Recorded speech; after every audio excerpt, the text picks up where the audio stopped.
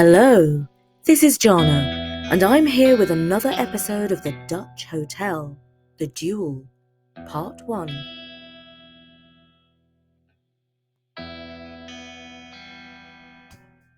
Norman was the new chauffeur at the Dutch Hotel. He lovingly cared for the hotel's 3 luxury cars, including a Rolls-Royce Silver Shadow. But he himself didn't own a car. He lived a few miles up the road from the hotel in Kilburn and rode to work on his electric scooter. Dave, one of the bellhops, went one better and had an electric skateboard which he used in Hyde Park, where he effortlessly sailed past all the foot-powered skateboarders. Now, as you may know, the Dutch Hotel was managed by Alan and his wife Angeliki. Their 2 children, Yogi and Nafsi, both wanted electric scooters or skateboards for their birthdays, and their mother said, "No, absolutely not," because they were way too dangerous, especially in central London with all the hostile traffic. In fact, strictly speaking, e-scooters weren't yet legal on the roads, not even in the cycle lanes, and certainly not on the pavements.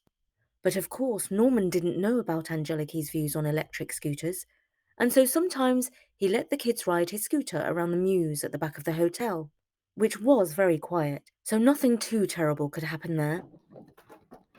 He did say that they both had to wear their bike helmets, though. The surface of the mews wasn't exactly ideal for scooting. It was made of cobbles, and it was extra bumpy.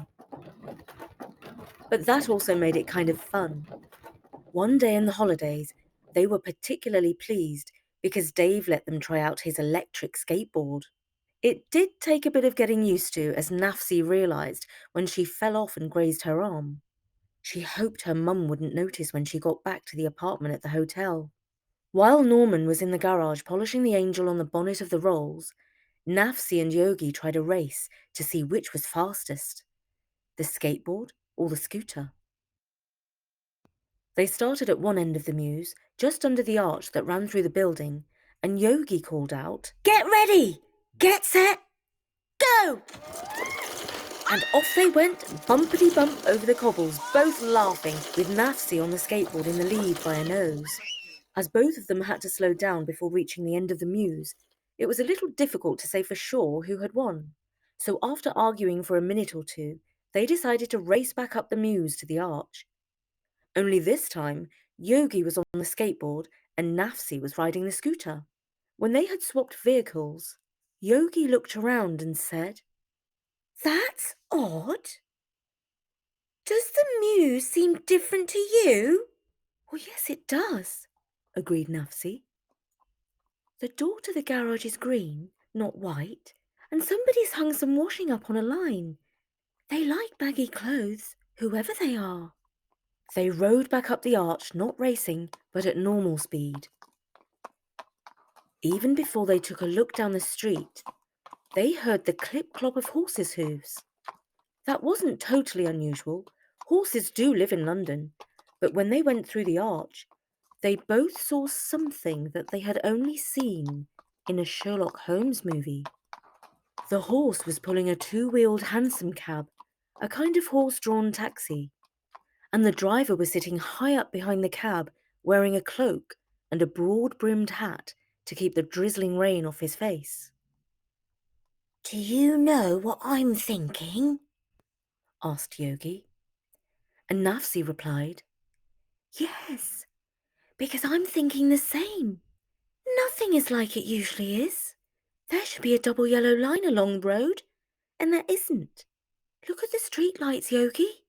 They're different. They're made of iron and have glass lamps at the top. You see that girl over there?" Yogi looked at where Nafsi was pointing, and they saw a girl sweeping the steps of a house across the road, but she was wearing a very old-fashioned black and white uniform. "Are the people here ghosts?" asked Yogi. "I'm not too sure, but I've got the feeling that maybe we are the ghosts, because we shouldn't be here. This is like 200 years ago." "Who says we shouldn't be here?" Mum and Dad run this hotel, even if they are 200 years in the future. Let's go and see what it's like inside. So the kids walked around the corner to the front of the hotel. Nafsi pushed her scooter along, and Yogi carried the skateboard under his arm. A smart doorman was standing on the steps wearing a red uniform with white pinstripes on his trousers. I know him, said Nafsi right away. He came to our New Year's Eve party. Yeah, loads of ghosts turned up for that, said Yogi. Shall we see if he remembers us? So they went up to the steps of the hotel. Excuse me, sir, said Nafsi. Do you remember meeting us? You were at our New Year's Eve party. The doorman looked down at them. Well, now, if you aren't the most peculiar pair of children I ever did see, He said. Well, we're dressed like this because we're from the future, said Nafsi. And you must know about that because we've seen you in the future. You see, our father Alan and our mother Angeliki are the managers of the Dutch hotel, or at least they will be, in the future. The doorman scratched his head. I really don't understand what in the world you're talking about, He replied. If you don't believe us, just watch this, said Yogi excitedly. Then he put the e-skateboard on the ground, stood on it, and made it go forward before hopping off. See? I bet you've never seen anything like that before, because it hasn't even been invented yet, he declared. Well, no, I can't say I've seen anything like that. Not here in London, anyway. That's because you haven't been to the future yet. But we know that you will because we've already met you at our New Year's Eve party, said Nafsi. Now, you've really got me confused. Step inside and meet Mr. Cooper, who's in charge of the reception. He claims to have visited the future more than once, and there's nothing he likes better than an audience for his tales. The inside of the hotel was surprisingly similar to its future self. In particular, the kids noticed the huge reception desk made out of walnut wood. When they took over the hotel, it was scraped, scuffed, and covered in dust.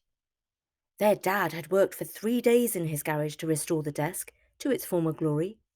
As for the room itself, the future builders rescued a small piece of the plaster cornice and ordered copies so that they could return the ceiling to its former glory. The black and white marble floor was no different, all glistening and shiny. Of course, some of the details were different. Candles instead of computer screens shimmered in the corners of the reception. But all in all, the kids saw that their dad and the builders had done a pretty good job of keeping the hotel lobby historically accurate. Mr. Cooper himself stood behind the reception desk. His appearance was not exactly warm and welcoming, as would be required in a modern hotel. If anything, his foreboding appearance might make you want to turn around and head straight home. Yogi thought he looked like an angry head teacher. You couldn't fault him for his smartness, though. He wore a dark suit with a wing collar and burgundy red tie, Mr. Cooper, sir, said the doorman. you may be interested to meet these two peculiar looking but highly respectable young persons, seeing as they say they have come directly from the future. The expression on Mr. Cooper's face changed immediately. All of a sudden, he was wearing a friendly smile. Well, well, well, if it isn't Miss Nafsi and Master Yogi, what a delightful surprise. What brings you here to the present day? Well, sir, we came here by accident, said Nafsi. Just like I did when I met you in the future. You know, Edward, He said, turning to the doorman. the future is the most remarkable place. Miss Nafsi and Master Yogi could tell you about 1,000 marvels that would make your head quite dizzy with disbelief. Only it is all true. They've demonstrated their vehicles, sir, Said the doorman. that move by themselves without any pushing or pulling. Most remarkable, said Mr. Cooper. Excuse me, sir, said Yogi, but I think this is the first time that we've met you. We've seen Edward the doorman at our New Year's party, only he doesn't remember seeing us, Ah, yes, said Mr. Cooper, tapping the desk. it can get all very confusing.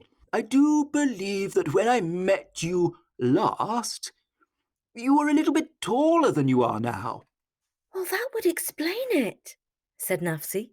We only moved into the hotel a few months ago. We're probably going to meet you a bit later. And although we've already met Edward, he hasn't had time to meet us yet. If that makes any sense, Yes, I believe it does. said Mr. Cooper. Well, what can I do for you two? Would you care for some tea and cake? That would be very nice, thank you, said Nafsi. We've had Victoria sponge cake before, but we've never had real Victorian cake, So you're in for a treat. said Mr. Cooper. Take a seat in the drawing room. Edward will show you the way, but of course you know where it is. You live in the hotel, or you will do in about 170 or so years from now. The kids thanked Mr. Cooper and went through the double doors into what was called the Amsterdam Room in the modern era. The name was supposed to evoke the Dutch history of the hotel. They sat down at a table, and before long a maid brought them an ornate silver tea service, as well as some pretty rose-patterned cups and plates. The cake stand had 3 different types of cake: Victoria sponge, ginger cake, and fruit cake. The maid said that they should try a small piece of each so as not to miss out on any of the delicious cakes. The kids agreed. Yogi's mouth was too full of cake to speak, but Nafsi asked the maid if she knew about the Dutch brothers who owned the hotel. Oh, yes, of course, she said. That would be Mr. Lucas and Mr. Levi. We heard a story, said Nafsi, that they both loved the same girl and that they fought a duel, and that's why the hotel's haunted. As she spoke, the maid's cheeks flushed bright red. Well, little miss, I've heard something like that story too. But I can tell you, it's a lot of gossip. There's no truth in the matter at all. Oh, well, that's a pity, said Nafsi, because it's quite a romantic story. But of course, it's not nice about them shooting each other in the duel. Shooting each other, you say? Asked the maid. It's just a story, said Nafsi. I'm sure it's not true. But in our time, in the future, the hotel uses it in their marketing literature. According to the story, which of course is totally made up. Did the brothers survive? Asked the maid. Oh no! In the story, they killed each other, and that's why they're ghosts in the hotel. But of course, we know there aren't exactly ghosts. It's more like time travellers, said Yogi. Oh, right, said the maid, now looking more pale than red. Goodness me, what a story that is! Mr. Lucas and Mr. Levi murdering each other? How can such a terrible thing happen right here at the hotel? Oh, they didn't shoot each other at the hotel, said Yogi. According to the story, they did it in Hyde Park.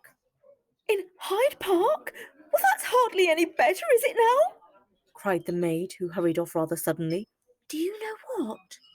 Said Nafsi. I don't think we should mention the story of the duel any more. It only seems like a romantic story for us because it happened so long ago, before we were born. But for anyone who is alive now, it might be a bit upsetting, even if it's not true. It's not true yet, said Yogi. But I see what you mean. We won't mention it to anyone. After tea and cake, the kids went to thank Mr. Cooper for the hotel's hospitality, and Nafsi added, But I think we'd better get going now, before our parents wonder where we've gone. Or we could wait and see them. In 200 years' time, laughed Yogi. They both assumed that if they raced their e-scooter and e-skateboard along the Mews, they would slip back into the present. But however much they raced, they were still stuck in the past. Eventually, they gave up and returned to the lobby to explain their predicament to Mr. Cooper. This is my advice.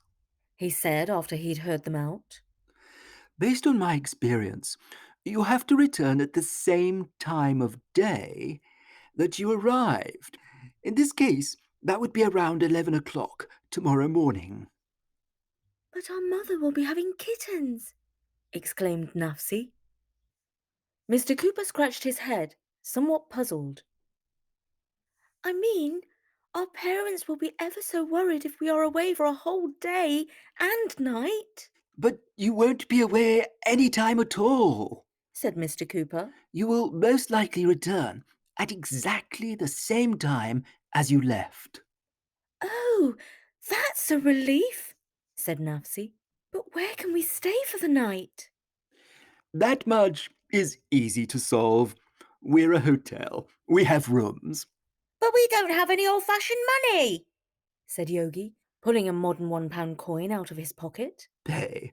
Why should you pay? You live in the hotel, albeit about 170 years in the future. Now, let me see. We have the Princess's Suite available for Miss Nafsi, and the Prince's Suite available for young Master Yogi.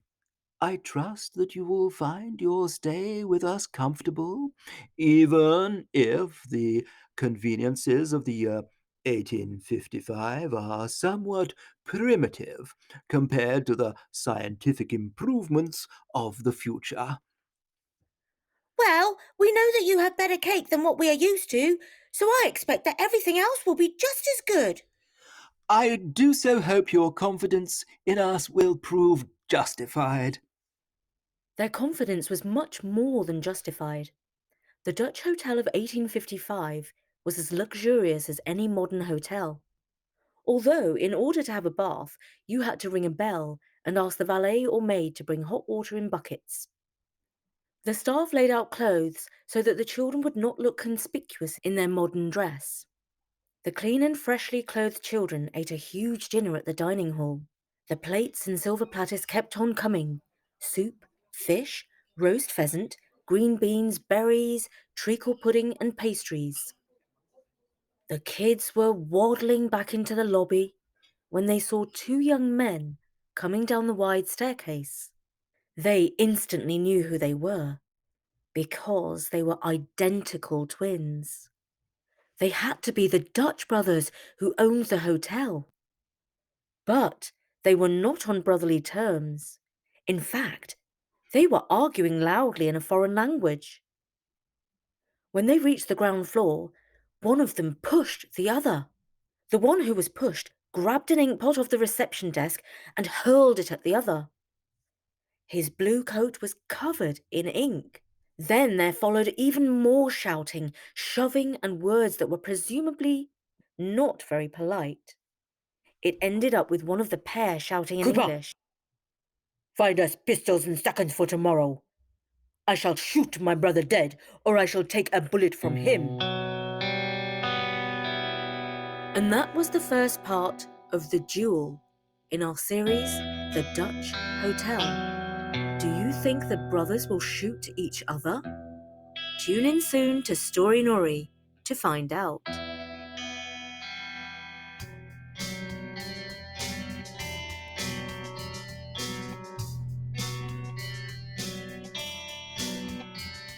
And as we are recording this at the start of July, we would like to wish all our American friends Happy Independence from Us Day.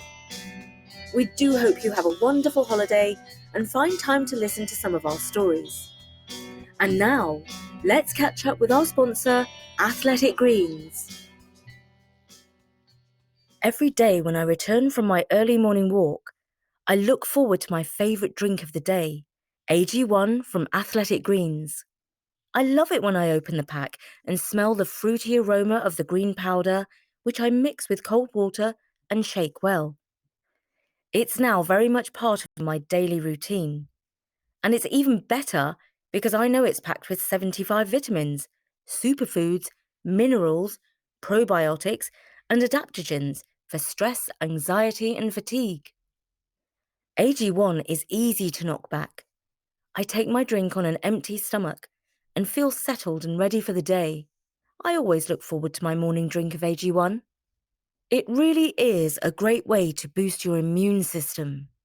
So this is perfect for you busy grown-ups in the family. It's time to reclaim your health and arm your immune system with convenient daily nutrition. It's just one scoop in a cup of water each morning. That's it. No need for a million different vitamins and supplements to look out for your health. To make it easy, Athletic Greens is going to give you a free 1-year supply of immune-supporting vitamin D and 5 free travel packs with your first purchase. All you have to do is visit athleticgreens.com/story.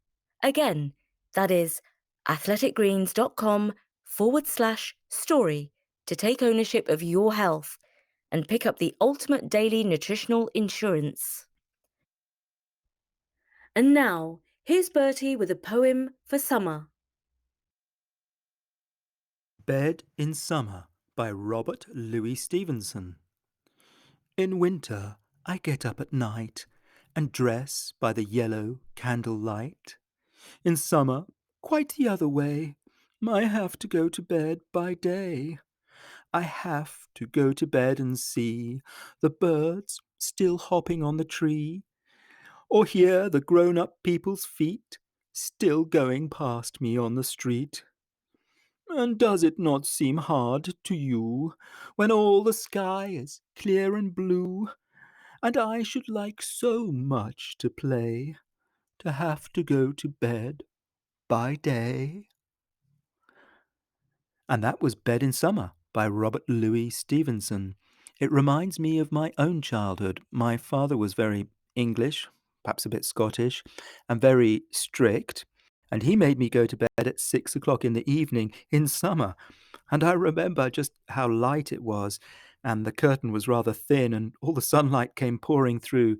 And honestly, I did not go to sleep for a long, long time. And I kind of told stories to myself. Maybe that is when I started my kind of story writing mode. Anyway, I very much hope that you enjoyed this episode of The Dutch Hotel, and we shall tell you what happened in the story of The Duel. From me, Jana, at Storynory.com. See you